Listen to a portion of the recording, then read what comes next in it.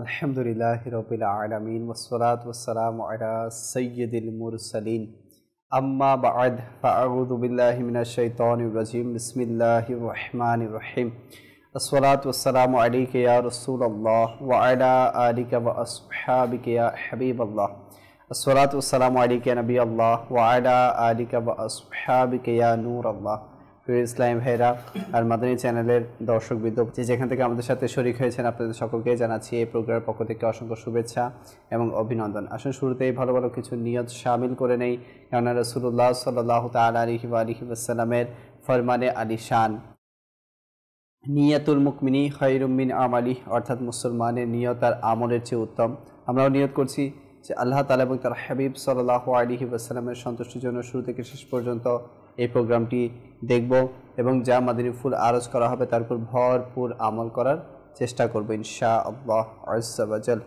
দুরূদে পাকের অসংখ্য অগণিত ফজিলত প্রিয় আকা মক্কি মাদানী মুস্তাফা হুজুরপুর নূর সাল্লাল্লাহু তাআলা আলাইহি ওয়া আলিহি ওয়াসাল্লামের রহমতপূর্ণ বাণী হচ্ছে, তোমরা যেখানেই থাকো না কেন আমার প্রতি দরুদে পাক প্রেরণ করো, কেননা তোমাদের দরুদ আমার নিকট পৌঁছে থাকে। সল্লু আলাল হাবিব সাল্লাল্লাহু তাআলা আলা মুহাম্মদ সাল্লাল্লাহু তাআলা আলাইহি ওয়া আলিহি ওয়াসাল্লাম। মাদানী চ্যানেলের দর্শকবৃন্দ, আজকে আলহামদুলিল্লাহ আমাদের সাথে আছে নাসির ভাই। নাসির ভাই কেমন আছেন? মাশাআল্লাহ, নাসির ভাই আছেন এবং আমাদের সাথে আছেন মিরাজ ভাই। হুজুর কেমন আছেন? মাশাআল্লাহ, হুজুরদেরকে মোবারকবাদ যে আমাদের অনুষ্ঠানের সময় দিয়েছেন। তো আজকে ইনশাআল্লাহ আযজা ওয়া জাল এনাদের সাথে আলোচনা করব একটি বিষয়ের উপর। আজকে বিষয় রেখেছি আমরা ঝগড়া বিবাদ। ঝগড়া বিবাদ আজকের বিষয়। তো এই বিষয় নিয়ে মোবালিকে দাওয়াত ইসলামী থেকে মাদানী ফুল শামিল করবো, আপনারাও কোথাও যাবেন না, আমাদের সাথেই থাকবেন। আজকে বিষয় নেওয়া হয়েছে ঝগড়া বিবাদ। শুরুতেই যাব নাসির ভাইয়ের কাছে, ঝগড়া বিবাদ নিয়ে মাদানী ফুল শামিল করবো। জি হুজুর। আলহামদুলিল্লাহি রাব্বিল আলামিন ওয়াসসালাতু ওয়াসসালামু আলা সাইয়্যিদিল মুরসালিন। আলহামদুলিল্লাহ, আপনাকে শুকরিয়া। জি জি, সময় দিয়েছেন। আল্লাহ তাআলা আমাদের সবাইকে দুনো জাহানের কামিয়াবি দান করুন। আমিন আমিন। এই ঝগড়া বিবাদ এর টপিক আসলে অত্যন্ত এটা আমাদের জন্য দুঃখজনক একটা টপিক, যে ঝগড়া বিবাদ এটা আমাদের সমাজের মধ্যে, আমাদের পারিবারিকভাবে, আমাদের দেশের মধ্যে এটা অনেক বেড়ে যাচ্ছে। এটা আলহামদুলিল্লাহ দাওয়াত ইসলামীর এই মাদানী চ্যানেলের মাধ্যমে আমাদেরকে চেষ্টারত রয়েছে যে আমাদের কমপক্ষে প্রত্যেক মানুষের কাছে যেন এই পয়গাম পৌঁছে যায়, যেন আমরা ঝগড়া বিবাদের করার যে কুফল এটা যেন সবাই জেনে যায়। আর ঝগড়া বিবাদ কি কি কারণ হয়ে থাকে এটা আসলে এটার লিয়াকত ভাই, আমি কি বলবো আপনাকে, ঝগড়া বিবাদের আসলে বড় কোনো ইভেন্টস বড় কোনো কারণ থাকে না, একটা দুইটা থাকে। তো যেগুলো আমাদের সমাজের মধ্যে বেশিরভাগ ঝগড়া বিবাদ হয়ে থাকে এটার কয়েকটা ছোটোখাটো কারণে, ছোটোখাটো বিষয় নিয়ে, খাবার নিয়ে, কয়েকটা টাকা পয়সা নিয়ে, এরকম সামান্য অর্থের জন্য এরকম ঝগড়া বিবাদ শুরু হয়ে যায়। তো ঝগড়া বিবাদ এটা এমন একটা বিষয় যেটা করতে করতে করতে করতে তো এক পর্যায়ে এনাদের মধ্যে হয়তো বা দ্বন্দ্ব হয়ে যায়, মারামারি হয়ে যায়। তো সমাজের মধ্যে একটা বিশৃঙ্খলার সৃষ্টি হয়ে যায়। এটা পারিবারিক বা দেখেন আপনি একটা সমাজ যখন পরিবারের মধ্যে যখন একটা সুখ শান্তির সাথে বসবাস করছে, তো ওই অবস্থার মধ্যে ছোটোখাটো বিষয় নিয়ে, যেমন একটু একটা উদাহরণ দিচ্ছি, স্ত্রী যদি স্বামীর খাবারের মধ্যে একটু লেট করে ফেলে অথবা লবণ একটু বাড়িয়ে দেয়, তো ছোটোখাটো বিষয় নিয়ে সমাজের মধ্যে দেখা যায় ঝগড়া বিবাদ থেকে অনেক সময় দেখা যায় তালাক পর্যন্ত হয়ে যায়। জি, ঠিক আছে না? তো আসলে এগুলো আমাদের জানা উচিত। কেন? তো আমরা যদি না জানি ঝগড়া বিবাদের, হয়তো আমরা মনে করছি সমস্যা নেই, আমাকে এরকম করছে কেন, আমাকে বড় কথা বলে দিচ্ছে কেন আমাকে বলছে, কেন আমাকে ডিগ্রেড করছে, সেজন্য এনার সাথে আমার জোর আছে, আমার ক্ষমতা আছে, এনার সাথে আমি বড় কথা বলে ঝগড়া বিবাদের মধ্যে লেগে গেলাম। লাস্ট পর্যন্ত খারাপ একটা সিচুয়েশন, যেটা অবস্থার মধ্যে পরিস্থিতি হত্যার মধ্যে পর্যন্ত চলে যায়। জি, তো ওই অবস্থা, এগুলো মানুষ করার পিছনে কয়েকটা কারণ। তো এগুলো কারণ ইনশাআল্লাহ আমরা মাদানী চ্যানেলের মধ্যে শুনবো। এর পূর্বে আমরা আমি একটু ঘটনা পেশ করবো আপনাদের সম্মুখে। আচ্ছা হুজুর, ঘটনায় যাওয়ার আগে আপনি যে বিষয়টা তুলে ধরেছেন মাশাআল্লাহ, প্রথম যে পয়েন্ট, স্বামী স্ত্রীর মাঝে ঝগড়া, হ্যাঁ এটা তো আমাদের ঘরের সিলসিলা। যেহেতু দেখেন আমাদের এটা নিয়ে একটু যদি আমরা কথা বলি তাহলে হয়তো অনেকটুকু সংশোধন আমরা হতে পারবো। দেখুন আপনি যেটা বলেছেন, বর্তমান সমাজে যে স্ত্রী যদি স্বামীর খাবারের মধ্যে একটু লেট করে ফেলে, এটা তো আছেই। স্ত্রী যদি খাবারের মধ্যে একটু হেরফের করে ফেলে, স্বাদের ক্ষেত্রে, লবণের ক্ষেত্রে, মরিচের ক্ষেত্রে, হ্যাঁ একটু যদি মানে এদিক সেদিক হয়ে যায়, তাও কিন্তু মনোমালিন্যের সৃষ্টি হয়। আচ্ছা স্বামীর মাইন্ডে থাকে আমি পুরো দিন পরিবারের জন্য উপার্জন করছি, ঘরে এসে কেন একটু ভালো খাবার পাবো না, টাইম মতো পাবো না, আর স্ত্রী চিন্তা করতেছে পুরো ঘরের কাজ আমার উপর, তাও যদি আমার এই ভুলগুলো বের করা হয়, হ্যাঁ আমার কি ছাড় দেওয়া যায় না? তো এই জিনিসগুলো আমাদের ঘরের মধ্যে এখন বিরাজমান। আসলে স্বামীর যে বিষয়টা না, ইনি যদি প্রত্যেক কথার মধ্যে যদি স্ত্রীর ভুল যদি খুঁজে, তো মানে পুরা হাদিস শরীফের মধ্যে যা রয়েছে যে সারাংশ, মানে 100% মানে ত্রুটিমুক্ত যদি কেউ স্ত্রী খুঁজে, মানে সব দিক দিয়ে একদম পারফেক্ট, তো যে এটা মানে হাদিস শরীফের আলোকে এটা লিখেছেন যে কেউ চাচ্ছে আমি 100 একটা পারফেক্ট স্ত্রী, মানে যিনি মানে সৌন্দর্যের দিক দিয়ে সব দিক দিয়ে অর্থাৎ ইনার আদব, ইনার সম্মান, ইনার ইজ্জত, দিনদারিত্ব, সব দিক দিয়ে এনাকে মানে এটা পাওয়া যাবে না, বিরল, এটা সম্ভব না। তো একটু ছোটখাটো বিষয় একটু স্যাক্রিফাইস করে নিতে হবে, কারণ আমরা যদি দেখি না, তো যেগুলোর মধ্যে বেশিরভাগ আমাদের ঝগড়া হয় ছোটখাটো বিষয়ে ঝগড়া হয়ে থাকে, তো এটা বড় বিষয় না। অনেক সময় স্বামী ঘরে আসে, অনেক কষ্ট করে আসে, কিন্তু একটু মানে দরজা খুলতে যদি একটু দেরি হয়ে যায় শুরু, তো এটা কেন লেট হবে? আমি তো অনেক দূর থেকে আসছি, অনেক পেরেশান, সাথে সাথে খোলা উচিত, আমার জন্য বসে থাকা উচিত, বা এরকম মানে অনেকের স্বামীর মাইন্ড হচ্ছে এরকম যে আমি যখনই আসবো তখন আমার জন্য দরজার মধ্যে দাঁড়িয়ে থাকতে হবে, সাথে সাথে খুলতে হবে, ইনার কোনো কাজ নেই। তো স্বামী প্রত্যেক স্বামী না, কিছু স্বামী আছে এরকম যারা এটা মনে করে শুধু আমিই করি, স্ত্রী শুধু খাবার রান্না করে খাই আর ঘুমাই, অনেকে এটাই মনে করে। তো যার কারণে এই ছোটখাটো আমরা স্যাক্রিফাইস করি না বিদায়, হয়তো আমি যেরকম কষ্ট করছি ইনারও হয়তো বা বাচ্চা আছে, তো বাচ্চা না থাকলে হয়তো বা ঘরের মধ্যে নিজের ব্যক্তিগত অসুস্থ থাকতে পারে, স্বামীর মার খিদমত তো করতে পারে, জি মার খিদমত হয়তো বা এভাবে ইনার কাজের মধ্যে হয়তো বা ইনি যে জায়গার মধ্যে আছেন ওখানে দরজার আওয়াজটা হয়তো বা আসছে না, নাও পৌঁছাতে পারে।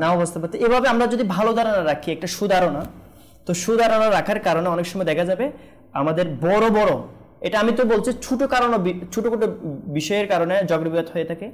বড় যে প্রবলেম যেগুলো রয়েছে আমাদের সমাজের মধ্যে পারিবারিকভাবে, বড় প্রবলেমগুলো আমরা যদি একে অপরের প্রতি করে, অর্থাৎ স্বামী ইনার স্ত্রীর ব্যাপারে যদি সুধারণা রাখে, হয়তো আমার স্ত্রী একটু কষ্ট আছে, তো সমস্যা না, একটু পরে করবে, অথবা আমি কল দিচ্ছি এমার্জেন্সি, ইনি কল কেন রিসিভ করছে না, এই কারণে বাসায় এসে তুমি কল কেন রিসিভ করো নাই, আমার কল অন্য কেউ কল দিলে আমার সামনে তুমি তাড়াতাড়ি কল একটু উঠাতে যদি দেরি হয়, জি কি করছেন আপনি, কি করতেছিলেন, আমার সামনে অন্য কেউ যদি আপনাকে কল করে তাড়াতাড়ি উঠে তাড়াতাড়ি কথা বলতে দেখি আমি, কিন্তু আমি যখন অফিস থেকে কল দিই কোনো প্রয়োজনের কারণে, তো এভাবে অনেক সময় তো আমরা সুধারণা না রাখার কারণে এরকম প্রবলেম সৃষ্টি হয়। তো আমি বলবো আমাদের নিজের, তো দাওয়াত ইসলামী তো এটা আমাদের নিজের এবং সারা দুনিয়ার মানুষের সংশোধনের জন্য আলহামদুলিল্লাহ আমার আমিরুস সুন্নাত দামাত বারাকাতুল্লাহ আলী আমাদেরকে দিয়েছেন।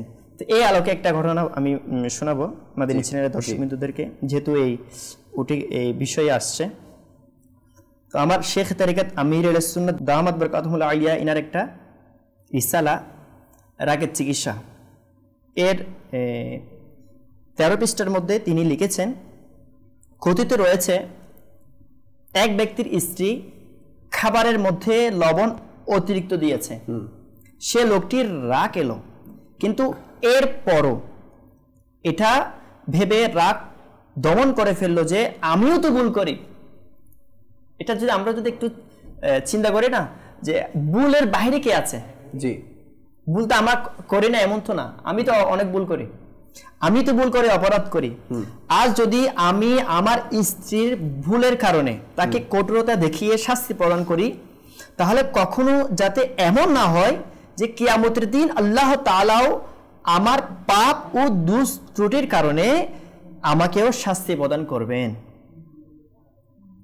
তাই এ কথা ভেবে সে তার স্ত্রীর প্রতি সদয় হলো, অর্থাৎ ক্ষমা করে দিল।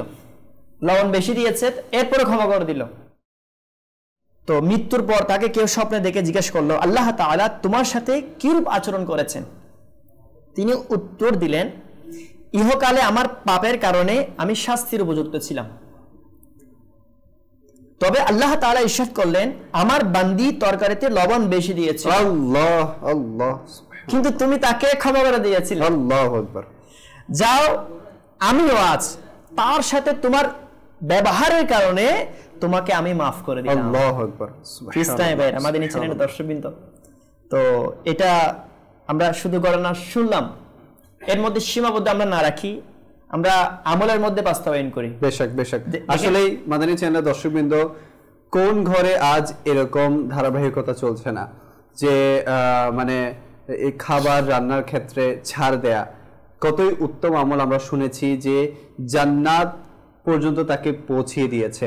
আর মিরাজ ভাই আপনার কাছেও যাব যে বর্তমান একটু এদিক সেদিক হয়ে যায়, স্বামী কিন্তু মানে এগুলো নিয়ে মনোমালিন্য ঝগড়া বিবাদ করেই থাকে। আসলে আল্লাহ তাআলার একটি দয়া যে আল্লাহ তাআলা মা বোনদেরকে কোমল হৃদয়ের বানিয়েছে। বেশক। আর পুরুষরা যে সারাদিন বাইরে থাকে তো তার মেজাজ একটু চড়া থাকে। জি। আর এই চড়া এর রাগটি শুধু সে তার ঘরওয়ালির সাথেই মানে খাটানোর চেষ্টা করে। জি, সে শুধু এটাই নিজেকে বোঝাতে চায়, দুনিয়ার কারো রাজত্ব সে করতে না পারলেও বউর উপর তার রাজত্ব আছে, প্রভাব বিস্তার করবে। এভাবে আবার সবাই না, ভালো আছে। আসলে আমরা কথা বলছি যেগুলা তো প্রত্যেকটা জিনিসের কিন্তু অধিকাংশের উপর ভিত্তি করে হয় না, প্রত্যেকটা জিনিসের ভালো খারাপ থাকে, ভালো খারাপ আবার আসেই যায়। অনেক দর্শক কিন্তু আছে যারা সুন্দর আচরণ করে, আমার বিরুদ্ধে বলছে না, কথা তো আলহামদুলিল্লাহ আমরা শুরু করেছি, তো ভালো দিকেও যাব, খারাপ দিকেও যাব। তো এই কথাটার মানে হচ্ছে এটাই যে আপনি রাগের কথা বললেন যে রাগ আসলে রেগে যায় বউর সাথে। তো আসলে রাগটা এমন একটা জিনিস, শয়তান রাগ, যে ব্যক্তি রাগ করে তার কান ধরে এদিক ওদিক নাড়াচাড়া করে, তার যা খুশি তাই করাতে পারে। সে কারণে এই রাগারাগের কারণে ঝগড়া বিবাদ সৃষ্টি হয়, আর ঝগড়া বিবাদের কারণে তালাক পর্যন্ত হয়ে যায়, এবং তালাকের কারণে ক্ষতিগ্রস্তের মধ্যে সন্তানরা পড়ে যায়। তো কত বড় একটা জিনিস, বিষয়টা কিন্তু খুব ছোট ছিল।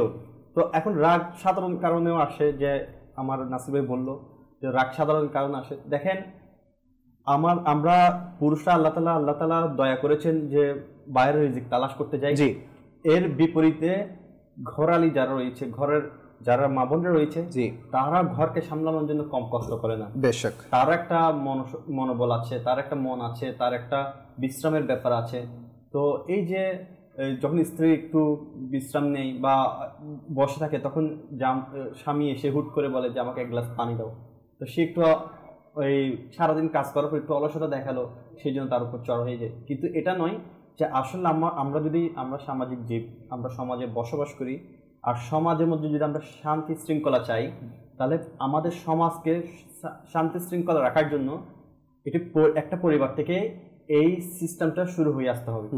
একটা পরিবার যদি সুন্দরভাবে চলতে পারে, একটা পরিবারের মাধ্যমে একটা পরিবেশ সৃষ্টি হতে পারে। একটা পরিবেশ যখন সৃষ্টি হবে একটা সমাজের মধ্যে, সেভাবে শান্তি শৃঙ্খলা সৃষ্টি হবে। আর এই যে স্বামী স্ত্রী থেকে শুরু করে একটা পরিবার সৃষ্টি হয়, পরিবারের মধ্যে মা বাবা থাকে, তো আমরা দোষ ত্রুটির ঊর্ধ্বে কেউ নয়। আমরা চাই, শয়তান আমাদেরকে সবসময় ফাঁদে ফেলানোর চেষ্টা করে।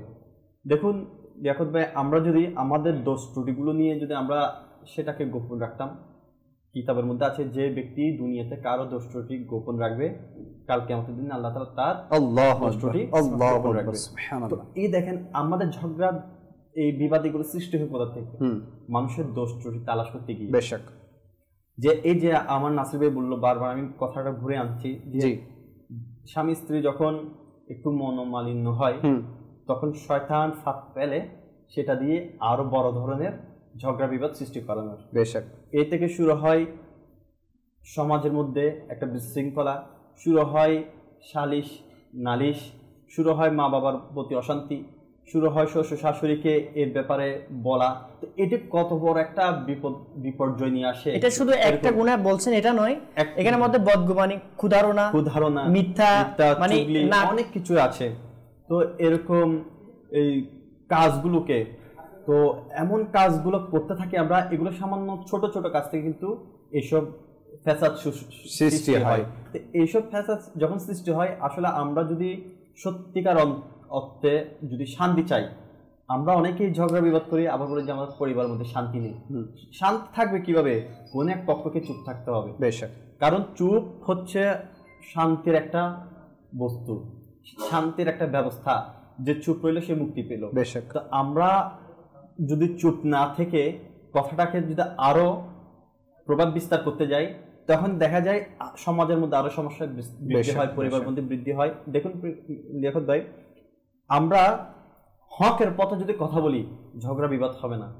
আমি যদি প্রতিপক্ষের সামনে নিজের কথাটাকে বাস্তবায়ন করতে চাই, আমি রং তারপরে আমারটাকে উপরে রাখতে চাই, তাহলে ঝগড়া বিবাদ এগুলো শুরু হয়। আমি হকটাকে মেনে নিতে যদি অস্বীকার করি, আমার কথাটাকে অবিচল রাখি, আমি যদি চেষ্টা করি যে আমার কথাটাই কি হবে এরকম থাকবে, তাহলে এইসব কাজকে বাস্তবায়ন করার জন্য গর্হিত কতগুলো কাজ আমরা করে ফেলি। তার কারণে তর্ক বিতর্ক সৃষ্টি হয়।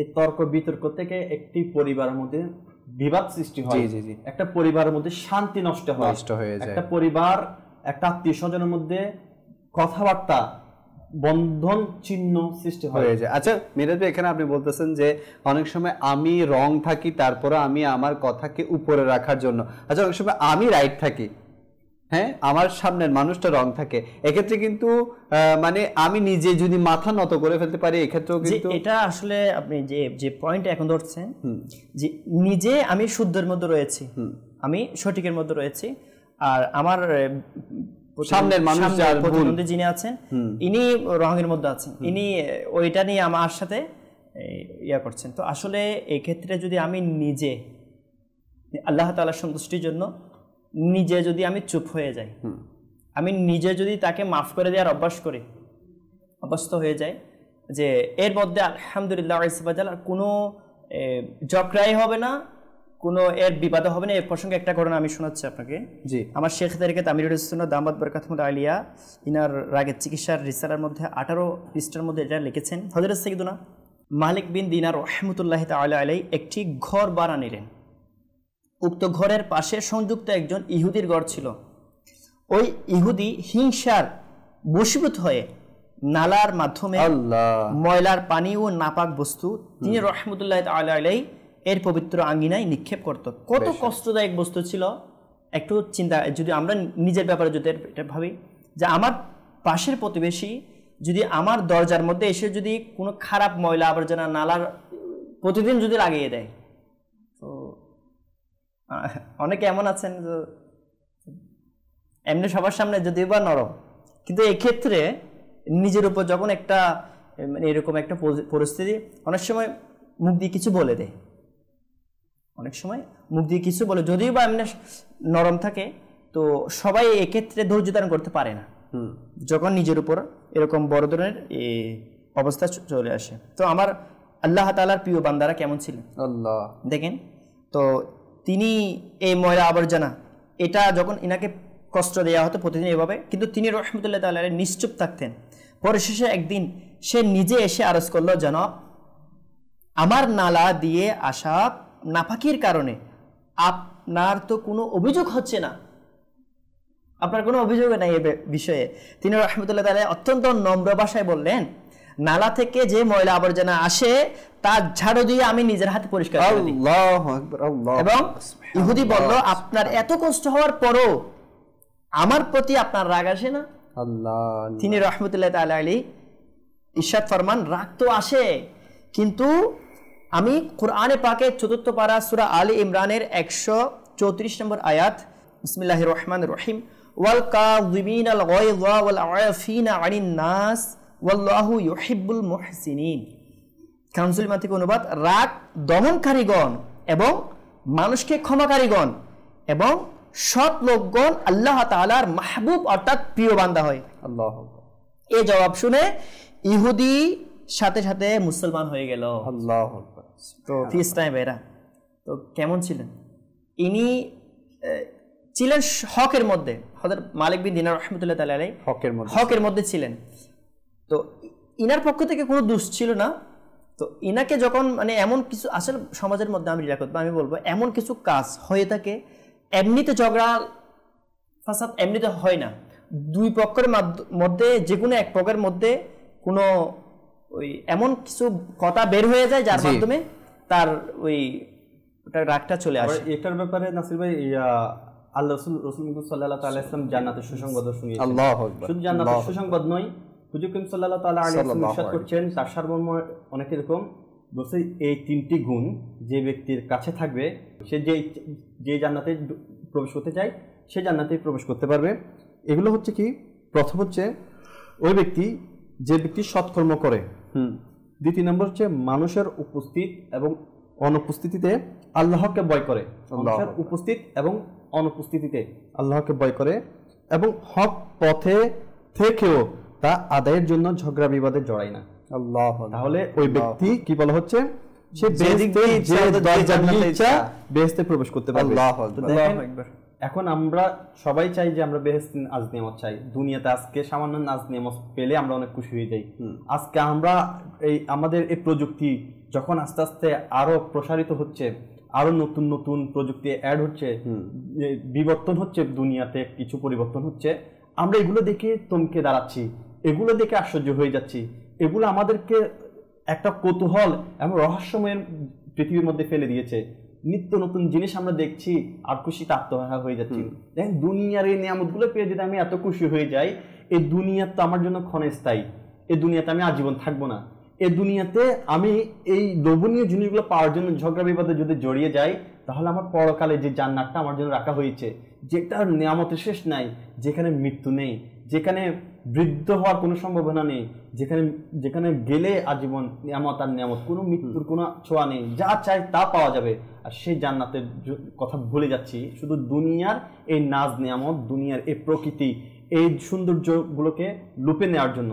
দেখেন, আমরা সবার একটা জিনিস, সেটা হচ্ছে কি মৃত্যু। মৃত্যু আমাদের জন্য অবধারিত, আমাদেরকে মরতে হবে, আজ না হয় কাল, কোনো না কোনো উসিলা নিয়ে, কোনো না কোনো রিজন নিয়ে আমার মৃত্যু, মালাকুল মউত আমার সামনে দাঁড়াবে, তো আমাকে একদিন মরতে হবে। তো এই দেখুন যে আমরা দুনিয়াতে শুধু ছুটে চলেছি কিসের জন্য? এই কোনো কিছু পাওয়ার আশায়, নাজ নিয়ামত পাওয়ার আশায়, কোনো ভালো জিনিস পাওয়ার আশায়। এগুলো পাওয়ার জন্য আমি ঝগড়া বিবাদের মধ্যে লিপ্ত হয়ে যাই, সমালোচনার মধ্যে লিপ্ত হয়ে যাই, মিথ্যার মধ্যে লিপ্ত হয়ে যাই, চুগলির মধ্যে লিপ্ত হয়ে যাই। লেখত ভাই দেখুন, এগুলো আমার সবকিছু থেকে যাবে, কিছুই নিয়ে যেতে পারবো না। একটা সুতির কাপড় ছাড়া কিছুই নিয়ে যেতে পারবো না, শুধু কাফনের কাপড়টাই আমি নিয়ে যেতে পারবো, তাও যদি আমাকে কেউ পরিধান করিয়ে দেয়, নিজের থেকে পরিধান করে যেতে পারবো না, নিজে সেদিন গোসলও করতে পারবো না। তো আমাদেরকে দুনিয়ার নয়, আখিরাতের ফিকির করা দরকার, যে আখিরাতের মধ্যে যে নাজ নিয়ামত রয়েছে, জান্নাতের যে আমার জন্য আল্লাহ তাআলা আমাদের জন্য রেখেছেন, সেটা থেকে আমি যদি হাতছাড়া হয়ে যাই, তাহলে আমার তো সবকিছু ধ্বংস। সেজন্য আমাকে এই তিনটা বৈশিষ্ট্যর অন্তর্ভুক্ত হতে হবে। সৎকর্ম আমাকে করতে হবে, সৎকর্ম আমাকে চালিয়ে যেতে হবে, যদিও বা সৎকর্ম রাস্তা কঠিন হোক না কেন, সেটা আমাকে মেনে নিতে হবে, আমাকে তা আদায় করতে হবে। সৎ কাজ যেখানে থাকে না করতে হবে, আর সৎ কাজ করার জন্য পরিবেশের দরকার। আজকে সেই পরিবেশগুলো আমরা পাচ্ছি না। আজকে আমরা অসৎ কাজের পরিবেশ একেবারে আমাদের সমাজের মধ্যে একেবারে অতপ্রতভাবে এটা বিশৃঙ্খলাভাবে সৃষ্টি হয়ে গিয়েছে। তাকে পরিবর্তন করতে হবে, তাকে পরিবর্তন করার জন্য নিজেকে পরিবর্তন করতে হবে। আর এটার জন্য আলহামদুলিল্লাহ দাওয়াত ইসলামী, তো আমরা যদি দাওয়াত ইসলামীর মধ্যে নিজেকে রেখে নিজেকে পরিবর্তন করতে পারি, আর একসাথে সবকিছু পরিবর্তন করা সম্ভব নয়। আজকে আমি পরিবর্তন হয়েছি, কালকে আমার আরেক ভাইকে পরিবর্তন করব, আর সাথে আমাকে যে জিনিসটি করতে হবে, দ্বিতীয় নম্বর বৈশিষ্ট্য, কারো উপস্থিত বা অনুপস্থিত আল্লাহকে ভয় করতে হবে। তাহলে আমাদের মধ্যে ঝগড়া বিবাদ থাকবে না। কারণ আমি কারো উপস্থিতিও যদি গীবত না করি, অনুপস্থিতিও যদি গীবত না করি, আর আল্লাহকে ভয় করে যদি আমি হক কথা বলি, তাহলে দেখা যায় আস্তে আস্তে বিশ্বাস স্থাপন হবে, তাহলে পরিবেশকে পরিবর্তন করার একটা সুযোগ পাওয়া যাবে। পাশাপাশি লাস্ট যে বৈশিষ্ট্য হচ্ছে যে হকের পথে থাকার সত্ত্বেও ঝগড়া বিবাদে না জড়াই। তাহলে আমরা অনেকে নিজে হক মনে করি বা আমি হকে আছি, কিন্তু শয়তান ফাঁদ ফেলে রাখে, শয়তান আরেকজনকে দিয়ে আমাদের আমলকে বিনষ্ট করতে চায়। তো সেই জন্য বুঝতে হবে মাদানী চ্যানেলের দর্শকবৃন্দ, আমি অনেক সময় হকে থাকার পরও আমাদেরকে দেখা যাবে অনেকেই লোকে হাসি ঠাট্টা করে সুন্নতের আমল দেখে। তো আমি যদি হকের পথে নিজেকে থেকে ঝগড়া থেকে নিজেকে বাঁচতে পারি, তাহলে আমার মকসদটা পূরণ হবে। আমাকে দুনিয়াতে পাঠানো হয়েছে কি কারণে, আর দুনিয়া থেকে যাওয়ার পর আল্লাহ তাআলা কি নিয়ামত দান করবে সেটার ব্যাপারে আমার জন্য ফয়সালা হয়ে যাবে। তো সেজন্য আমাকে চুপ থাকতে হবে। হকের পথে থাকলেও আপনি যেটা কথা তুলেছেন যে হকের পথে থাকার পরও আমরা যদি ঝগড়া বিবাদে না জড়াই কি লাভ? তাহলে আমরা তো আল্লাহ তাআলা আমাদেরকে ওই আমার রাসূল সাল্লাল্লাহু আলাইহি ওয়াসাল্লামের কথা হক সত্য, আমার রাসূল যেটা বলে গিয়েছেন যে জান্নাতে যে দরজা দিয়ে ইচ্ছা সেই দরজা দিয়ে প্রবেশ করতে পারবে যদি বৈশিষ্ট্যগুলো থাকে। তাহলে আমরা অনেকে হকের পথে আছি, সেজন্য ঝগড়া বিবাদে জড়াবো না, তর্ক করবো না। ইনশাআল্লাহ আজ্জা ওয়া জাল দুনিয়া আমাকে কামিয়াবি দান করবে আল্লাহ তাআলা, পরকালও কামিয়াবি দান করবে। মাশাআল্লাহ মাশাআল্লাহ, খুব সুন্দর মাদানী ফুল আমরা আমাদের মিরাজ ভাই থেকে শুনছিলাম। মাশাআল্লাহ, মাদানী চ্যানেলের দর্শকবৃন্দ একটি কথা আমার মনে পড়ে গেল নাসির ভাই, আমরা যেহেতু স্বামী স্ত্রীর বিষয়টা নিয়ে একটু তুলে ধরেছি, তো এক আল্লাহওয়ালার কথা মনে পড়ে গেল। জি, তো ওই আল্লাহওয়ালা বলেছেন যদি আপনি ঘরে বেশিক্ষণ অবস্থান করতে চান, স্বামী যারা আছে, তাহলে স্ত্রীর কাজ দেখেও আপনি চুপ থাকবেন যতক্ষণ না সে শরীয়তের বিরোধী কোনো কাজ না করতেছে। কেননা আপনি যদি ঘরে থাকেন, বিশেষ করে স্বামীরা যদি ঘরে থাকে, তাহলে স্ত্রীর মানে একদম পুঙ্খানুপুঙ্খ মানে কাজ সে তো করতে পারবে না। কোনো মানুষ পুঙ্খানুপুঙ্খ ভাবে সঠিকভাবে কাজ করতে পারবে না, সঠিক কাজের মধ্যেও স্বামী একটা না একটা ভুল বের করে ফেলবে। তো ওই আল্লাহওয়ালা বলেছেন, আমি বলে দিচ্ছি, ওই আল্লাহওয়ালা বলেছেন যদি আপনি দেখেন স্ত্রী মুখ দিয়ে না খেয়ে নাক দিয়ে খাচ্ছে, তাও আপনি আওয়াজ তুলবেন না। কেননা যদি আপনি তার প্রত্যেকটা কাজে ভুল ধরতে চান, তাহলে আপনার সংসারের মধ্যে ঝগড়া হবে। অর্ধেক দিন পূরণ করা হয়েছে বিয়েকে, আল্লাহ মানে আল্লাহ বিবাহ অর্ধেক দিনকে পূরণ করে, মুমিনের অর্ধেক দিনকে কি করে পূরণ করে। তাহলে এই অর্ধেক দিনকে ধ্বংস করার জন্য শয়তান তো লেগেই থাকবে। শয়তানের কাজ হচ্ছে যে স্বামী স্ত্রীর মধ্যে ঝগড়া সৃষ্টি করে দেওয়া। স্বামী স্ত্রীর মধ্যে ঝগড়া সৃষ্টি করে দিতে পারলে একটা পরিবারের মধ্যে কিন্তু অনেক বড় ধরনের সমস্যার সৃষ্টি হবে। আর এই সমস্যাটা শুধু তা নয়, মিথ্যা কথা বলাবে, মিথ্যা কথা কবিরা গুনাহ, জাহান্নামে নিয়ে যাওয়ার মতো কাজ, চুগলি করাবে, গাল মন্দ করাবে, গালেজ করাবে, মুখ থেকে রুহানিয়ত চলে যাবে, পরিবার থেকে ইবাদত চলে যাবে, ভালো কথা চলে যাবে। তখন আল্লাহ আল্লাহর কথা বলা লাগবে না, আল্লাহ তাআলার দিকে রুজু হওয়ার ব্যাপারও তখন কি করবে, কুফরি করে ফেলতে পারে। তো সেই জন্য স্বামী স্ত্রী আসলে ভুল হতেই পারে। একজন আমাকে একবার বলেছে, উনি অনেক রাত হয়ে গিয়েছে, দোকানের থেকে যাচ্ছে না। তো আমি বললাম যে আপনি কিছু সময় তো বাসায় দিতে পারেন। সে বলেছে ভাই বাসায় সময় দিতে গেলে আরো নানান ধরনের টেনশন হয়ে যায়। স্ত্রী যেভাবে টেনশন দেয় তার চেয়ে ঘর থেকে দোকানে বেচা না হলেও বসে থাকলে অনেক ভালো লাগে। আসলে আমার মিরাজ ভাই, আমার লিয়াকত ভাই, যে ঘরে যে প্রবলেম আসছে না, এটার একটা বিশেষ কারণ হচ্ছে আমরা আমার প্রিয় নবী রাসূলুল্লাহ আরবি সাল্লাল্লাহু তাআলা আলাইহি ওয়া সাল্লামের যে ঘরের যে সুন্নত মুবারকা রয়েছে, আজওয়াজে মুতাহারা রাদিয়াল্লাহু তাআলা আনহুন্না, ইনাদের সাদকা আল্লাহ তাআলা আমাদেরকে বেহেশত মাগফিরাত দান করুক। তো ইনাদের সাথে একটা আচরণের যে একটা সুন্নত মুবারকা রয়েছে, তো এই ইলম থেকে আমরা দূরে রয়েছি। যে আমার প্রিয় নবী সাল্লাল্লাহু আলাইহি ওয়াসাল্লাম, আয়েশা সিদ্দিকা রাদিয়াল্লাহু তাআলা আনহা, অন্যান্য উম্মাহাতুল মুমিনের সাথে কী রকম আচরণ করেছেন। তো ইনারা মানে এমন অবস্থা ছিল, অন্যান্য উম্মাহাতুল মুমিনিন রাদিয়াল্লাহু তাআলা আনহুন্না, ইনারা এটা আশা পোষণ করতেন যে আমার প্রিয় নবী যেন আমার ঘরে থাকুক। মানে স্ত্রীর পক্ষ থেকে মানে আমার প্রিয় নবী সাল্লাল্লাহু আলাইহি ওয়াসাল্লাম মানে আজওয়াজ মুতাহারা রাদিয়াল্লাহু তাআলা আনহুদেরকে এমন খুশি রাখতেন, অর্থাৎ আলহামদুলিল্লাহ আমার নবী তো কাউকে কোনোদিন কষ্টও দেয়নি, অসম্ভব এটা। কিন্তু আজওয়াজ মুতাহারা রাদিয়াল্লাহু তাআলা আনহুন্না ইনাদের হক এমনভাবে আদায় করতেন না, মানে ইনারা আলহামদুলিল্লাহ আমার নবীর জন্য জান দেওয়ার জন্য কুরবান হয়ে যেত। মানে এমন আমার প্রিয় আকা সাল্লাল্লাহু আলাইহি ওয়াসাল্লাম যখন কোনো সফরে যেতেন, জি, তো তখন মানে যদি আমি বলি আমার সাথে ইনি যাবে বা আমার সাথে ইনি যাবে, তখন হয়তো অন্য কারো কষ্ট রাখতে পারে। তো আমার প্রিয় নবী সাল্লাল্লাহু আলাইহি ওয়াসাল্লামের এমন হিকমতে মানে মুবারাকা লাখো সালাম, তো একটা লটারি দিতেন যেন কেউ কষ্ট না পায়, মানে একজন করে বারে বারে যেন সবাই যেতে পারে, মানে কেউ যেন কষ্ট না পায়। আমার সরকার আলাইহিস সালাতু ওয়াস সালামের এমন আন্দাজ যে আমার প্রিয় নবী সাল্লাল্লাহু আলাইহি ওয়াসাল্লাম আমার আয়েশা সিদ্দিকা রাদিয়াল্লাহু তাআলা আনহা যে পাত্র করে খাবার অর্থাৎ পানি পান করতেন, তো ওই পাত্রে ওই অর্থাৎ এমন মহাব্বত ছিল, এমন আন্তরিকতা ছিল, ওই অবস্থার মধ্যে, ওই জায়গার মধ্যে, ওই পাত্রের মধ্যে পানি পান করতেন। অর্থাৎ মানে এটা আমরা তো অনেকে আছেন নাউযুবিল্লাহ আগে মানে যেটা শরীয়ত অনুমতি দেয় না, আগে মহব্বত করে, অর্থাৎ বিবাহর আগে। তো এটা তো শরীয়ত অনুমতি দেয় না আমাদেরকে। আসল মহাব্বত স্বামী স্ত্রী যা রয়েছে তা বিবাহের অর্থাৎ আগদের পর হয়ে থাকে। তো এটা আমরা যদি একটু কিতাবের মধ্যে যদি পড়ি, আমার প্রিয় নবী সাল্লাল্লাহু আলাইহি ওয়াসাল্লামের সিরাত সম্পর্কে যদি আমরা জানি, যদি উলামায়ে কেরামের কাছ থেকে যদি শুনি, তো আলহামদুলিল্লাহ এটা জানতে পারবো যে আমার প্রিয় নবী সাল্লাল্লাহু আলাইহি ওয়াসাল্লাম আজওয়াজ মুতাহহারা রাদিয়াল্লাহু তাআলা আনহুন্নার সাথে এমন আচরণ করতেন, ইনারা সবাই আমার প্রিয় নবী সাল্লাল্লাহু আলাইহি ওয়াসাল্লামের আচরণ দেখে মুগ্ধ থাকতো এবং সবসময় এটা আশা পোষণ করতো যে আমার সাথে যেন আমার নবী থাকে। আল্লাহু মানে ইনাদের বেকুল এটা ছিল। এখন স্বামী আছে, একটা স্বামী একটা স্ত্রী, এরপরও মানে স্ত্রী চায় যে না আমার স্বামীটা তাড়াতাড়ি ঘর থেকে বের হয়ে যায়। কেন? এর গর্জন, এর মানে কথায় কথায় দুষ্টুটি বের করা, কথায় কথায় মানে আসলে এগুলো ঠিক নয়। তো আমাদের উচিত মাফ করা। বেশক তো আমাদের আবারও আপনাদের ডিসকাশনের দিকে আসবো। কল আছে, কল শামিল করবো। জি, আমার নাম সাইমুর হাসান শামীম, পাবনা সদর। আমি আপনাদের অনুষ্ঠানটা প্রতিদিন দেখি, অনুষ্ঠান আমার কাছে অনেক ভালো লাগে। আমরা দুজন দোয়া করি, আপনারা আমাদের জন্য দোয়া করবেন ইনশাআল্লাহ। ইনশাআল্লাহ। জি, নেক্সট কল। দিবারিয়া কসবা থেকে মোহাম্মদ আরিফ আক্তারি। আজকের এই অনুষ্ঠান দেখার সৌভাগ্য অর্জন হচ্ছে।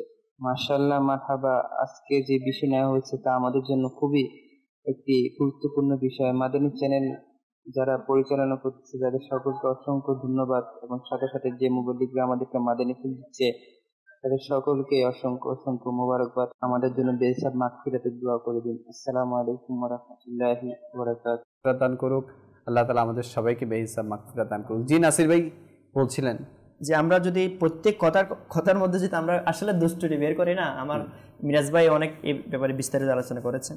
তো কথায় কথায় যদি আমরা দুষ্টুটি বের করার অভ্যাস যেটা আছে এটা যদি আমাদের মধ্যে থাকে, তবে এটা মানে আমরা ধরে রাখি সংসারের মধ্যে কোনো শান্তি থাকবে না। বিশেষত স্বামী স্ত্রী তো আছেন, এছাড়াও একটা কর্মচারীর ক্ষেত্রেও মালিক যদি প্রত্যেক কথায় কথায় যদি এর দুষ্টুটি বের করে, তবে এর মাধ্যমে কাজ আদায় করা সম্ভব নয়।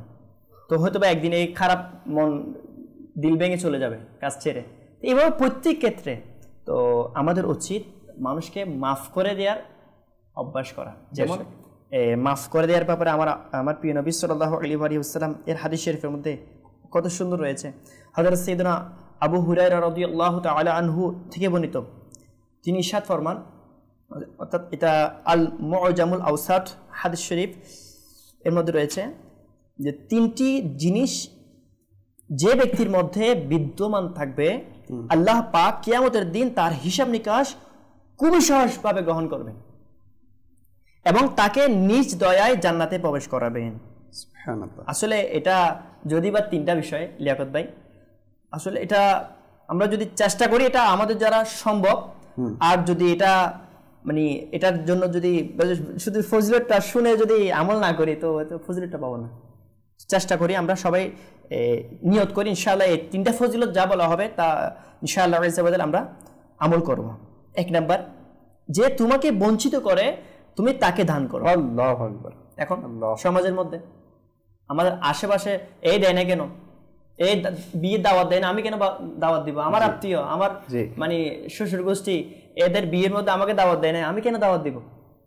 আমার এভাবে আমরা দুষ্টুটি খুঁজি, এই কেন আমাকে করে নাই আমিও করবো না। কুরবানির সময় সে আমাকে গোশত কম দিচ্ছে, বেশি দেয় না, আমি কম দিব। আমরা দুষ্টুটি খুঁজি মানুষের, হয়তো বা ইনের সমস্যা থাকতে পারে, ইনার আর্থিক সমস্যা থাকতে পারে। আসলে মানুষের ব্যাপারে আমরা যে একটা কথা বলেছিলাম না, ভালো ধারণা যদি রাখি সকল সমস্যার সমাধান এখানে শেষ, অর্থাৎ সমস্যার সমাধান হয়ে যাবে। যদি সুধারণা রাখি হয়তো বা এনার সমস্যা হচ্ছে সেজন্য দিতে পারেনি, এনার সমস্যা আছে, তো মানুষের স্বাভাবিক সমস্যা থাকতে পারে। তো আমরা কাউকে এটা ভেবে মানে বঞ্চিত না করি যে সে আমাকে দেয় নাই সেটা আমি তাকে দিব না। আমার প্রিয় নবী ইরশাদ ফরমান, যে তোমাকে বঞ্চিত করে তুমি তাকে দান করো। 2 নাম্বার, যে তোমার সাথে সম্পর্ক ছিন্ন করে তুমি তার সাথে সম্পর্ক বজায় রাখো। এখন আমার বন্ধু বা আমার ভাই, এ তো ছোটখাটো বিষয় নিয়ে, ছোটখাটো বিষয় একদম, অথবা 1 বিঘা জায়গার জন্য কথা কাটাকাটি হয়ে ভাই ভাই কথা বলতেছেন। আপনি দেখবেন লিয়াকত ভাই, এটা সমাজের মধ্যে মানে ফার্স্ট লেভেলের যেটা ভীতি বর্তমানের মধ্যে, ফার্স্ট লেভেলে যদি আপনি সমাজের মধ্যে ভীতি মনে করেন, যদি আপনি লিস্টের মধ্যে আনেন, তার মধ্যে মানে টপ 10-এর মধ্যে, টপ 5-এর মধ্যে একটা আসবে। ওই বেধি হচ্ছে আত্মীয়তার সাথে সম্পর্ক ছিন্ন করা, এই ঝগড়া বিবাদের কারণে। তো এই তাও কিন্তু বেশিরভাগ হচ্ছে আপনার জায়গা সম্পত্তি নিয়ে। জায়গা সম্পত্তি এটা এমন বিষয় না লিয়াকত ভাই, যে ঝগড়া বিবাদ লাগে বড় বিষয়ের কারণে নয়, ছোটখাটো বিষয়ের কারণে। হয়তোবা সে আমাকে দাওয়াত দেয় না, সেই জন্য কথা বলবো না তার সাথে, যেটা বলেছিলাম। এই জন্য ওইভাবে ছোটখাটো বিষয়, মানে সে আমাকে রেসপেক্ট করে নাই, আমাকে ইজ্জত দেয় না, আমি তার সাথে সম্পর্কের চিহ্ন। তো এভাবে আর যে আমাদের বঞ্চিত করার ব্যাপারে যেটা রয়েছে, এটা তো শুনেছি। আর সম্পর্কের ব্যাপারে আমার প্রিয় নবী সাল্লাল্লাহু আলাইহি ওয়াসাল্লাম হাদিস শরীফের মধ্যে এমনভাবে তাকে দেওয়া হয়েছে, আত্মীয়তার সম্পর্ক ছিন্নকারী লা ইয়াদখুলুল জান্নাতা কাতি', অর্থাৎ যারা আত্মীয়তার সম্পর্ক ছিন্নকারী রয়েছে তারা জান্নাতে প্রবেশ করবে না। আমার প্রিয় নবী সাল্লাল্লাহু আলাইহি ওয়াসাল্লাম হাদিস শরীফ, এটা তো সত্য। তো ওই জান্নাতে যারা প্রবেশ করবে না তাদের লিস্টে যদি আমার নাম লেখা থাকে, তা আমি যদি দোয়া করি, এখানে দোয়া কবুল হবে। এইভাবে উলামায়ে কেরাম ফরমাইছেন যে যাদের দোয়া কবুল হয় না, তো এমনও রয়েছে যে মজলিসের মধ্যে নাকি আত্মীয়তার সম্পর্ক চিহ্নকারী বসে থাকবে। জি মাদানী ছেলের দর্শকবৃন্দ, আমরা সবাই একটু খেয়াল করি, যে মজলিসের মধ্যে কোনো আত্মীয়তার সম্পর্ক চিহ্নকারী বিদ্যমান থাকবে, তার কারণে কারো দোয়া কবুল হবে না। আজকে আমরা সমাজে বলি যে আমাদের দোয়া কবুল, জি আমরা এটা বলি যে ভাই আমাদের দোয়া কবুল হচ্ছে না, করোনা ভাইরাস হচ্ছে, আমরা দোয়া করছি, কান্নাকাটি করে দোয়া করছি, আমরা তাহাজ্জুদ পড়ছি করোনা ভাইরাসের জন্য, কান্নাকাটি করে প্রতিদিন আমরা নামাজ পড়ি, প্রতিদিন তাহাজ্জুদ পড়ি, প্রতিদিন দোয়া করি, আল্লাহ তাআলা আমাদের দোয়া কবুল করছে না। আরে ভাই, দোয়া কবুল না হওয়ার যে কারণগুলো রয়েছে, ওই বেদিগুলো আমার মধ্যে আছে কিনা?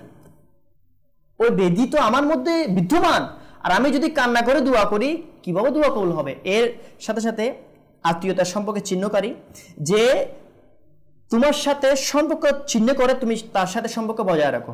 এভাবে হাদিস শরীফের মধ্যে এটা রয়েছে, যে ব্যক্তি কোনো মুসলমানের সাথে 3 দিনের চেয়েও বেশি সম্পর্ক চিহ্ন না করে, অর্থাৎ সম্পর্কে চিহ্ন করে 3 দিনের চেয়ে অধিক হয়ে গিয়েছে, ওই অবস্থায় যদি মারা যায়, তো হতে পারে তার মৃত্যু,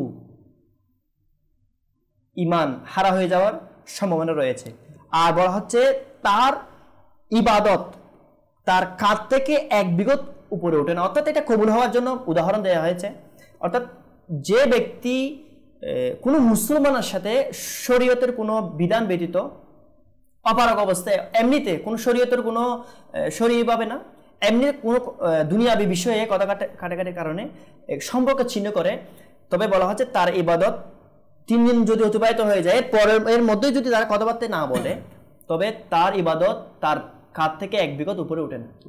তো এটা যদি আমরা চিন্তা করি, আমাদের সমাজের মধ্যে, আমাদের মুসল্লিদের মধ্যে যদি 100 জন যদি একসাথে দোয়া করে, তাদের মধ্যে কয়জন এই বিমারি, এই রোগের মধ্যে ভুক্ত, যার কারণে আমাদের দোয়া কবুল হচ্ছে না। তো প্লিজ না বাইরে মাদানী ছেলের দর্শকবৃন্দ, আমি বলবো আপনাদের সবাইকে আল্লাহ তাআলার সন্তুষ্টির জন্য, দেখেন দুনিয়া আজকে আছি আমরা, কি জন্য সম্পর্ক চিহ্ন করছি আমরা? এর কারণ কি? হয়তোবা সামান্য অর্থ, সামান্য ইজ্জত, সে আমাকে ইজ্জত দেয় না, সেজন্য আমি তার সাথে সম্পর্ক চিহ্ন করে ফেললাম। তো আমরা আল্লাহ পাককে ভয় করি, মৃত্যুকে স্মরণ করি, কেননা আমরা সবাই মৃত্যুর পদযাত্রী। আমরা অতি শীঘ্রই অন্ধকার কবরে আমাদেরকে নামিয়ে দেওয়া হবে। তো আমাদের উচিত ওই অন্ধকার কবরকে সজ্জিত করার জন্য দুনিয়াবী ছোটখাটো বিষয় নিয়ে আমরা ঝগড়া বিবাদের মধ্যে লিপ্ত না হয়ে মানুষকে মাফ করে দিই, মানুষের দুষ্ত্রুটির দিকে না থাকিয়ে তাকে মাফ করে দিই। আল্লাহ তাআলা আমাকে মাফ করে লিয়াকত ভাই, একটা হাদিসের মধ্যে রয়েছে, এক ব্যক্তি, তিনি আমার প্রিয় নবী সাল্লাল্লাহু আলাইহি ওয়াসাল্লামের যুগে, তিনি পকেটের মধ্যে টাকা পয়সা নেই, ইনার সদকা করার কোনো কিছু নেই। ইনি বললেন, হে আল্লাহ, যে আমি তো সাদকা করার কোনো টাকা পয়সা নেই, আর্থিকভাবে দুর্বল। ইনি বললেন, হে আল্লাহ, আমাকে যদি কেউ ভবিষ্যতে কষ্ট দেয়, আমি তাকে অগ্রিম মাফ করে দিলাম। আল্লাহ তাআলার সাথে সাথে ওহী নাজিল করলেন যে আমার প্রিয় নবী সাল্লাল্লাহু তাআলা আলাইহি ওয়াসাল্লামকে, যে হে হাবিব সাল্লাল্লাহু আলাইহি ওয়াসাল্লাম, আপনি ওই বান্দাকে সুসংবাদ দিন, যে ওই বান্দা যে আমার বান্দাকে অগ্রিম মাফ করে দিয়েছে, আমিও ওই বান্দাকে মাফ করে দিলাম। আল্লাহু আকবার। তো প্লিজ তো এবারে আমাদের ছেলে দর্শকবৃন্দ, আমরা মানুষকে মাফ করে দিই, আল্লাহ তাআলা আমাকে মাফ করে দেবে। এই বিষয়ে লাস্টে যেটা পয়েন্ট, এটা হচ্ছে যে তোমার প্রতি জুলুম করে তুমি তাকে মাফ করে দাও। তোমার প্রতি জুলুম করে, আজকে দেখেন আমাদের মানে জুলুম কত পর্যায়ে হয়ে থাকে। বাংলাদেশের একটা ঘটনা, চট্টগ্রামের একটা জায়গা থেকে, এই সিটের মধ্যে ঘটনা, তো একটা জায়গা থেকে একটি রিক্সাওয়ালা 25 টাকা ইনি দরদার করলেন। দরদার করলে ইনি রিক্সা থেকে যখন ইনার গন্তব্যস্থলে পৌঁছার পর যখন নামলেন, নামার পর ওই ইনাদের মধ্যে একটা তো চুক্তি হয়ে গিয়েছে 30 টাকা হতো বা 25 টাকা। তো রিক্সাওয়ালা বলছেন আমাকে 30 টাকা দিতে হবে, অনেক দূর থেকে আসছি। তো ওই প্যাসেঞ্জার যিনি ছিল ইনি বলছেন না, আপনার সাথে মানে হয়তো মিথ্যা হোক বলে মানে 5 টাকা কমানোর জন্য 25 টাকায় আপনার সাথে কথা ছিল। এরকম আসলে আমাদের সাথে ঘটে, কিন্তু আমাদের অনেক প্যাসেঞ্জার বা ড্রাইভারের সাথে ঘটে। মানে প্রথমে এনার সাথে ফিক্সড করা হয় একটা, আসার পর হয়তো প্যাসেঞ্জার উল্টে যায় বা রিক্সাওয়ালা উল্টে, অথবা যিনি ড্রাইভার ইনি উল্টে যায়, না আমার সাথে তো ইনি আসার পর এনার প্যাসেঞ্জার বলতেছেন না 25 টাকাই ছিল আপনার সাথে কথা, 25 টাকায় দিব, মানবেন কিনা বলেন? ইনি বলেন না ভাই আমার কষ্ট হয়েছে, আমাকে 30 টাকা দিতে হবে। দেখেন ঝগড়ার মানে মূল উৎপাত কোথায়? দুনিয়াবি একটা মাল, মানে যেটাকে বলা হয়, ইমাম গাসালি রহমতুল্লাহ তাআলা বলেছেন মাল যে সম্পদ, দুনিয়াবি যে সম্পদ রয়েছে এটা হচ্ছে লাঞ্ছিত বস্তু। আল্লাহ তাআলা এই বস্তু লাঞ্ছিত ব্যক্তিদেরকে দান করে থাকেন। এটা ইমাম গাসালি রহমতুল্লাহ লিখেছেন। অর্থাৎ যারা মালওয়ালা, মানে সবাই না, অনেকে আছেন আল্লাহ তাআলা দ্বীনের প্রতি মহব্বত রাখেন, এটা যারা কৃপণ এদেরকে বলা হয়েছে। তো মাল হচ্ছে এটা লাঞ্ছনার বস্তু, আর এই বস্তু লাঞ্ছিত ব্যক্তিদেরকে দেয়া হয়। তো দেখেন 5 টাকা, এই টাকার জন্য ওই প্যাসেঞ্জার সাথে সাথে পাশে লোহার দোকান ছিল, লোহার দোকানের একটা পাইপ বের করে ওই রিক্সাওয়ালা যে মজদুর, যে সারাদিন 200-300 টাকা কামাতে কষ্ট হয়ে যায়, যে এত কষ্ট করে নিজের ঘাম ফেলে ইনাকে কষ্ট করে ইনি অনেক দূর থেকে এনেছেন, আনার পরে 5 টাকার জন্য ওই প্যাসেঞ্জার কেমন লুবি, ওই 5 টাকার জন্য একটা লোহার দোকান থেকে লোহা বের করে ইনার মাথার মধ্যে এমন ভাবে মারলেন, ওই অবস্থার মধ্যে ইনি ইন্তেকাল করলেন, ওনার রক ফেটে গেলেন। এটা আমি চট্টগ্রামের ঘটনা বলছি, জি চট্টগ্রামের ঘটনা। আচ্ছা, এখান থেকে একটা পয়েন্ট এটাও পাওয়া যায় যে সামান্য তো অর্থ, ঠিক আছে, আমরা আমাদের চাইতে কম পেশার শ্রেণীর লোকদেরকে খুবই জঘন্য মনে করি যে এরা মানুষই না। জি জি, এরা মানুষই না, এরা হচ্ছে আমাদের চাকর, এরা হচ্ছে মানে আমার চেয়ে কম স্ট্যাটাস ওয়ালা। এই কিভাবে আমার উপর কথা বলবে, এই কিভাবে আমার মুখের সাথে তর্ক করবে, ঝগড়া করবে। আসলে এই বিষয়টা আসলে এমন একটা রূপ বলবো, এটা আমি বলবো না, উলামায়ে কেরাম বলেছেন প্রায় 48 এরকম বাতিনি আমরাজ, অর্থাৎ আধ্যাত্মিক যে রোগ রয়েছে আমাদের, অর্থাৎ দিলের মধ্যে ক্ষুধারণা, খারাপ ধারণা, হিংসা, বিদ্বেষ, অন্যের প্রতি ক্ষোভ রাখা, অহংকার, এগুলো সব দিলের রোগ। এগুলার কারণে আচ্ছা শরীরের যদি রোগ হয়, মানুষ শরীর বেশি থেকে বেশি জান চলে যায়, মারা যায়। আর যদি দিলের বিমারির কারণে যদি দিল যদি পচে যায়, ইমানের যদি ক্ষতি হয়ে থাকে, তবে হতে পারে সে মৃত্যুর সময় ইমান হারা হয়ে মরার সম্ভাবনা আছে, চিরস্থায়ী জাহান্নামে হওয়ার সম্ভাবনা রয়েছে। তো আপনি যে একটা পয়েন্ট বলছেন যে আমি বড়, ইনি তো শ্রমিক, তো আমার সাথে কথা বলে এমন স্পর্ধা তোমার, আমার কাছ থেকে বারবার তুমি এরকম যারা আছেন, আমি এনাদের কাছে আরজ করব, অনুরোধ করব যে এরকম বলওয়ালা, এরকম সেট, এরকম মালিক, এরকম যারা আমি অর্থবান, বিত্তবান, দুনিয়াতে আমার আগে আপনার আগে অনেকে এসেছিল। মৃত্যু নামক এমন একটা বস্তু, এরকম বড় বড় ফলোয়ানদেরকে নিঃশেষ করে দিয়েছে, মানের সাথে মিশিয়ে দিয়েছে। জি জি, তো আমাদের উচিত, আল্লাহ তাআলা যে আমাদেরকে একটা নাপাক পানির ফোঁটা থেকে সৃষ্টি করেছে, নাপাক পানির ফোঁটা থেকে সৃষ্টি করেছে, আমাদের কিসের অহংকার? এক বুজুর্গ রহমতুল্লাহ তাআলা আলাইহি, যে লিয়াকত ভাই, ইনি এক ব্যক্তিকে এরকম আমি যেটা বলছেন অহংকার করে চলতে দেখে, ইনি এটাকে দেখলেন অনেক গুমান করে হাঁটছেন, মানে অনেক অহংকার করে চলছে। ইনাকে বললেন হে যুবক, নসিহত করলেন, একটা নাপাক পানির ফোঁটা থেকে সৃষ্টি, আর যে ব্যক্তির পেটের মধ্যে নাপাকে নিয়ে চলছো, আর যে ব্যক্তি মৃত্যুর পর দুর্গন্ধময় একটা লাশের স্তূপ হবে, তার আবার কিসের অহংকার? এটা শোনার সাথে সাথে ওই যুবক সাথে সাথে দৃষ্টিকে নত করে লজ্জিত হয়ে স্থান থেকে ফিরে গেল। আল্লাহু তো আকবার। আমাদের যে একটা গুমন, আমি মালিক, ইনি নিচু, তো এগুলো আমরা কিছু না, মৃত্যুর পরে এগুলো কিছুই থাকবে না। আর যারা এইটা মনে করবে যে আমি উত্তম, কাউকে নিম্ন মনে করা, আর এটাকে বলা হয় অহংকার। আসলে মেইন ফ্যাক্ট হচ্ছে নাসির ভাই, যদি আমি নিজেকে ছোট মনে করতে শিখে যাই, ঝগড়া নামক ব্যাধি আমার কাছে আসবেই না।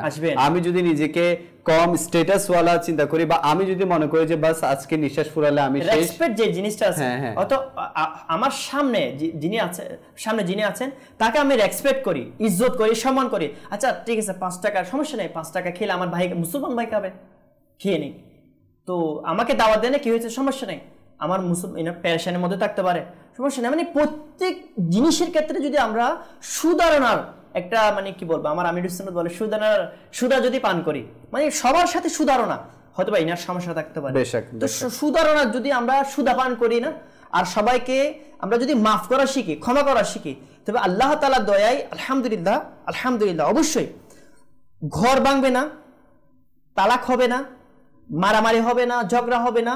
সমাজের মধ্যে যে বর্তমানে বিশৃঙ্খলা সৃষ্টি, একটা আমাদের যারা ইসলামিক মাইন্ডের ব্যক্তি রয়েছে, আমাদের মধ্যে হয়তো বা সবার সামনে আমরা এগুলো করি না, যারা করে রে সবার সামনে করে না, হয়তো বা ঘরের মধ্যে একটা দুটা করে নেয়, কিন্তু যারা যুবক ভাইরা রয়েছে, এটা বর্তমানে ইয়ং জেনারেশন, সামান্য কথার কারণে মানে দুস্থের মধ্যে এনারা দুজন ফাস্ট ফুডের মধ্যে খাবার খাচ্ছে, ওখানের মধ্যে যদি একটু খাবার নিয়ে যদি টানাটানি হয়ে যায়, ওখানের মধ্যে ঝগড়া লেগে যায়। তো এটার মূল পয়েন্ট যেটা, এটা হচ্ছে স্বার্থ, মানে আমি বেশি পেয়ে যাই, আমার যেন আরাম মিলে যায়। তো পিস নাইবের মাদানী চ্যানেল দর্শকবৃন্দ, তো স্বার্থ যে জিনিস ভেদি রয়েছে, আমরা এগুলা ত্যাগ করি। আলহামদুলিল্লাহ, আল্লাহ তাআলার সন্তুষ্টির জন্য, আমার প্রিয় নবী সাল্লাল্লাহু আলাইহি ওয়াসাল্লামের সন্তুষ্টি অর্জনের জন্য আমরা দাওয়াত ইসলামের এই সুন্নত ভরা দ্বীনি সংগঠনের মধ্যে আমরা সম্পৃক্ত হয়ে যাই।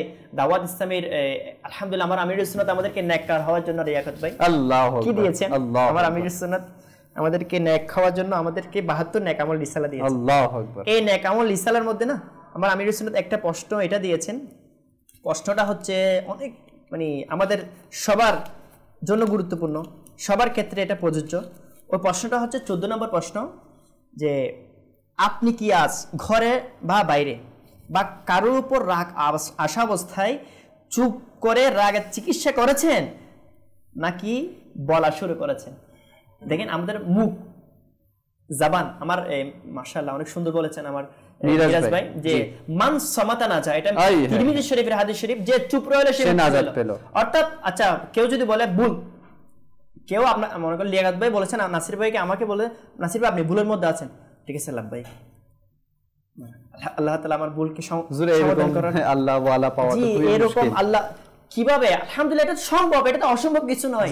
যে এই বিষয়ে আমার সিদ্দিক আকবর রাদিয়াল্লাহু তাআলা আনহুকে কেউ গালি দিল, জি অনেক সুন্দর এই ঘটনাটা মাদানী ছেড়ে দর্শকবৃন্দ আপনারা খুব মনোযোগ সহকারে শুনতে পারবেন, অনেক গুরুত্বপূর্ণ। কেউ আমার সিদ্দিক আকবর রাদিয়াল্লাহু তাআলা আনহুকে গালি দিলেন, জি গালি দেওয়ার পর আমার সিদ্দিক আকবর রাদিয়াল্লাহু তাআলা আনহু ইনি গালির পরিবর্তে যে খারাপ একটা উত্তর দিবে, এটার প্রতি উত্তরে যে খারাপ একটা উত্তর দিবে, এর উত্তর দেওয়ার পরিবর্তে আমার হযরত সাইয়েদনা আবু বকর সিদ্দিক রাদিয়াল্লাহু তাআলা আনহু তিনি জবাবে বললেন, আমার তো এইরকম তোমার গালির মতো আরো অনেক দুষ্টুটি রয়েছে। আল্লাহ, এটা ছিল ইনার বিনয়, আজিজি। তিনি ছিলেন আফদালুল বাশরি বা'দাল আম্বিয়া, আমার প্রিয় নবী সাল্লাল্লাহু আলাইহি ওয়াসাল্লামের পরে উম্মতের মধ্যে সর্বশ্রেষ্ঠ উম্মত, ফজিলতওয়ালা শ্রেষ্ঠ উম্মত হচ্ছে আমার হযরত সাইয়েদনা আবু বকর সিদ্দিক রাদিয়াল্লাহু তাআলা আনহু। তিনি নিজেকে বিনয় করে, আজিজি করে ইরশাদ ফরমান, যে গালি দিয়েছে তার উত্তরে, যে তোমার মতো এরকম গালিটা, এরকম দুষ্টুটি আমার অনেক রয়েছে। তো বলেন আরো অনেক দুষ্টুটি আমার মধ্যে বিদ্যমান, যা আল্লাহ তাআলা তোমার কাছ থেকে গোপন করে রেখেছেন। দেখেন মাদানী চ্যানেলের দর্শকবৃন্দ, এখন আমাকে যদি কেউ খারাপ বলে, তো আমি যদি এটা বলি, যে যদি এটা ভেবে যদি আমি তাকে মাফ করে দিই, আমি তো আল্লাহ তাআলার অনেক নাফরমানি করে ফেলি। আমার দ্বারা তো অনেক সময় নামাজ কাজা হয়ে যায়, আমার দ্বারা মুখ দিয়ে কাউকে কষ্ট দিয়ে দিই, মিথ্যা কথা বের হয়ে যায়, চোখ দিয়ে না জানি কতজনের গুনাহ হয়ে যায়। তো একটু চিন্তা করি, তো আমি যে আজকে সামান্য ত্রুটির কারণে আরেকজনকে পাকড়া করছি, তো আমার নিজের মধ্যে কত দুষ্টুটি রয়েছে। এই ক্ষেত্রে আল্লাহ ওয়ালারা এগুলো দেখতেন যে আমার মধ্যে দুষ্টুটি রয়েছে, যে আপনি আমাকে আপনি সংশোধন করে দিয়েছেন, আপনার শুকরিয়া। তো এর প্রতি উত্তরে তিনি গালির প্রতি উত্তরে গালি দিতেন না, অর্থাৎ কাটার পরিবর্তে কাটা দিতেন না, কাটার পরিবর্তে ফুল দিতেন। মাশাআল্লাহ। এর আরো আসবো আপনার কাছে। আমাদের ঘড়ি বলছে যে সেগমেন্ট নেওয়ার সময় হয়ে গেছে। মাশাআল্লাহ, খুব সুন্দর মাদানী ফুল তো আমাদের নাসির ভাই দিচ্ছিলেন ঝগড়া বিবাদ নিয়ে, খুবই সুন্দর মাদানী ফুল মাশাআল্লাহ। ইনশাআল্লাহ আবারও আমরা ডিসকাশনের দিকে যাব, কিন্তু সেগমেন্ট নেওয়ার সময় হয়ে গেছে। আজকে মুবাল্লিগদেরকে যা লিখতে হবে সেটি হচ্ছে মাকতাবাতুল মদিনা কর্তৃক প্রকাশিত রিসালা বা কিতাবের নাম। 2 মিনিট 26 সেকেন্ড টাইম দেওয়া হবে। মাকতাবাতুল মদিনার যতগুলো কিতাব বা রিসালার নাম আপনারা লিখতে পারেন। ঠিক আছে, আমি স্টার্ট বললে এরপর লিখবেন। মাশাআল্লাহ, আপনাদের সময় শুরু। সাল্লু আলাল হাবিব সাল্লাল্লাহু তাআলা আলা মুহাম্মদ সাল্লাল্লাহু তাআলা আলাইহি ওয়া আলিহি ওয়াসাল্লাম। মাদানী চ্যানেলের দর্শকবৃন্দ, চলছে সেগমেন্ট মুবাল্লিগদের মাঝে। এর বিষয় নেওয়া হয়েছে ঝগড়া বিবাদ। খুব সুন্দর সুন্দর মাদানী ফুল আমাদের মুবাল্লিগে দাওয়াত ইসলামীরা পেশ করছেন আপনাদের খিদমতে। তো আসলেই ঝগড়া বিবাদ না করা চাই। ঝগড়া বিবাদ এমন একটি বদ আমল যেটা অনেক সময় মৃত্যু পর্যন্ত পৌঁছিয়ে দেয়। ঝগড়া বিবাদের কারণে ঝগড়া করতে করতে একে অপরের সাথে হাতাহাতি হয়ে যায়, এরপর একে অপরের সাথে মারামারি হয়ে যায়, খুনাখুনি হয়ে যায়। তো এটা অনেক সময় মৃত্যু পর্যন্ত পৌঁছিয়ে দেয়। তো আমরা স্যাক্রিফাইস করতে শিখি, আমরা নিজেকে বিরত রাখি। যদি কারো ভুল হয়েও থাকে, কেউ যদি আমার সাথে দোষ করেও থাকে, আমরা নিজেকে হিফাজত করে নেই, নিজেকে মাহফুজ করে নেই, নিজেকে সেখান থেকে সরিয়ে নেই বা তাকে মাফ করতে শিখি। তাহলে ইনশাআল্লাহ নাজাত আর নাজাত। টাইম শেষ। মাশাআল্লাহ। ওই যে আপনি কিছুক্ষণ আগে আজকের বয়ানের মধ্যে বলেছেন আমার নবী করিম সাল্লাল্লাহু আলাইহি ওয়াসাল্লাম সবাইকে খুশি রাখতেন, এজন্য লটারি করতেন। কাফন চোর, কালো গোলাম, ভয়ানক উট, পুলসিরাতের ভয়াবহতা, নামাজের আহকাম, ফাইজানা সুন্নাত, ইসলামী মদের নামাজ, কবরের পরীক্ষা, নূর ওয়ালা চেহারা, বাহারের শরীয়ত, 11 মাশাআল্লাহ নিসবত খুব ভালো। আর বলছে পাক রাহমাতুল্লাহি তাআলা আলাইহি নিসবত। মাশাআল্লাহ, উনি 11 নম্বর সিরিয়াল পর্যন্তই লিখেছে। দেখা যাক কি কি লিখেছে। ফয়জানে সুন্নাত, নেকির দাওয়াত, অমূল্য রত্ন, নদীর আওয়াজ, আমি সংশোধন হতে চাই, বৃদ্ধ পূজারী, মেথির 50টি মাদানী ফুল, মাদানী পাঞ্জে সূরা, নামাজের হাকাম, শানে সিদ্দিক আকবর, কারামাত উসমানে গনি, পাখি ও অন্ধসাপ। অন্ধ পাখি ও সাপ না, অন্ধ পাখি ও সাপ পাখি আগে লিখেছি। হ্যাঁ, পাখি অন্ধ সম্রাট ডাহার এটা সংশোধন হয়ে আসবে আবার, এখন রিসালাটা স্টপ আছে কি। আচ্ছা আচ্ছা, মানে আগে ছিল পাখি ও অন্ধসাপ। হ্যাঁ, পাখি ও অন্ধসাপ। এখন কি করা যায়? 11টা দুইজনই লিখেছে।